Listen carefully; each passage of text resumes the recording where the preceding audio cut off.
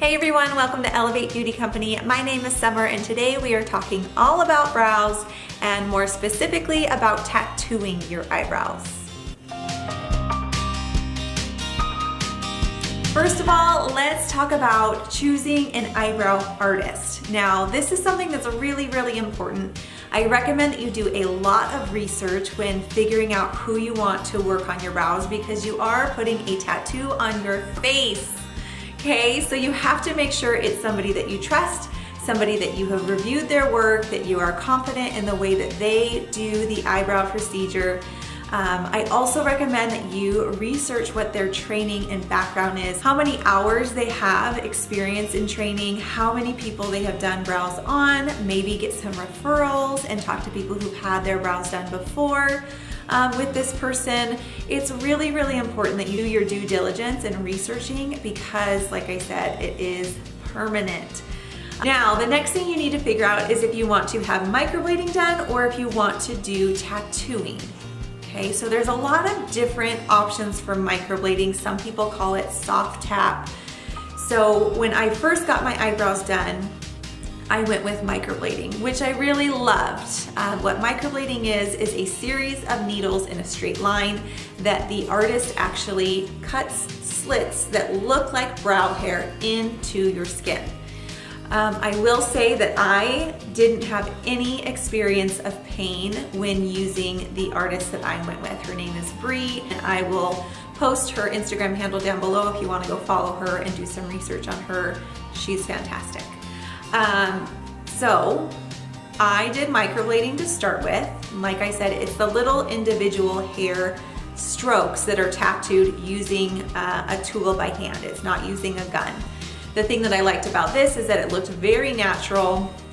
I did really like that it looked like natural hair strokes. I will say for me personally, because my eyebrows are actually very small and I needed to create a lot more volume, I feel like with microblading, you could see the difference between my natural hair and where I didn't have any hair. That difference was pretty noticeable. Therefore, once they were healed, I did have to fill them in a little bit just to create that depth that your natural hair creates. The actual appointment for the first time was about 3 hours. Most of that time was spent with drawing on the shape of the brow, discussing what we wanted it to look like, making sure they were even. We spent a lot of time with color selection with the ink. So most of that appointment was really spent in consultation and preparation. Another part of that was spent using the numbing cream and sitting and waiting for the skin to be numb. Now she does use a 2-part numbing system, which I think really helped to make sure that I didn't feel any pain, but it did take a little bit longer. Now the actual procedure itself was really quick and pain-free. It was really easy, and the healing process was also, I feel like, really easy. She gave me an ointment to use. I just applied it in the morning, and I did that for 7 days. Now, I didn't feel really any discomfort or pain afterwards. It did start to get a little itchy around day 3 or 4, and that's when the scab began to form on those areas, and then by day 7 they were kind of flaking off, and then by 8 or 9 days I was completely healed and loving my brows. Now, it's been about 2 years since I had my microblading done, and I decided to switch over to a powder brow, which is actually done with a tattoo gun. It's especially designed for permanent cosmetics. One thing I really loved about working with Bree is that she went over all of the safety precautions and sanitary precautions that she uses when she works on her clients.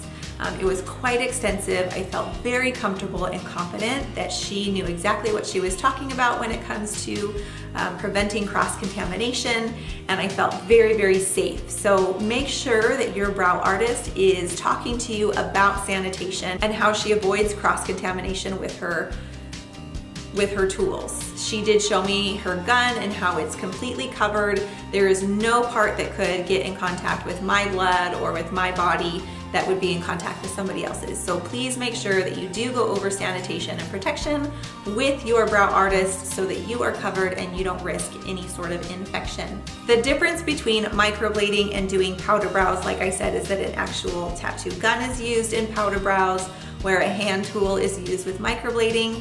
With powder brows, it is a complete fill of your brow instead of just simple hair strokes like the microblading is. The other thing about powder brow is that it's giving you the look of a shadow, like an eyeshadowed brow, without having to do it every day. The healing process was really similar to my microblading, although the scabbing was more extreme because instead of just some fine hair strokes that were scabbing, it was the entire brow because we did a fill through the entire brow. That did get itchy again on day 3 and 4, and the flaking was much more noticeable because again, it was the full brow. But by day 8 or 9, I was fully healed. I'm at 2 weeks now, and there's a little bit of pinkness around the tattoo, which is to be expected as that new skin is healing. It's also a little bit lighter than what it will be in the end. Today, what I have on is a mascara product. It is Lash Sense by SeneGence in black brown. What I love about this is that it is smudge resistant and humidity resistant, so it won't make my brow smudge. I just take the applicator that is on the end. It's a regular mascara applicator, and I just brush it through my eyebrow hair, which happens to be turning a little gray. I've got some white hairs. So this covers the hair really nicely so that that doesn't show through. Like I said, it's not gonna smudge or budge, and it also has what's called Capixyl, which is a hair growth ingredient. So it will help to grow hair in those areas of my brow where I'm currently missing hair or where it's really sparse. That's why I like to use this mascara product for my brows. After I brush that through my eyebrow hair, I'll take an angled brush like this and just dip it on the applicator and define and fill in those areas where I don't have any brow hair right now. I'll link to this if you're interested in it. It also comes in black. That's what I use on my lashes as well. So all in all, I think that both procedures are great. Microblading is fantastic. It's great for women who have a decent amount of brow hair and just need more definition and maybe a little bit more fullness.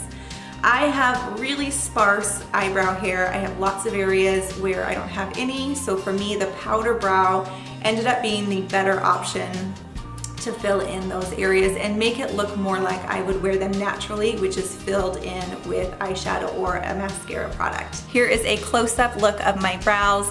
You can see the shape is really spot on with my face. I think she did an amazing job there. I wanted more of a bold brow, so that's why we went a little bit thicker.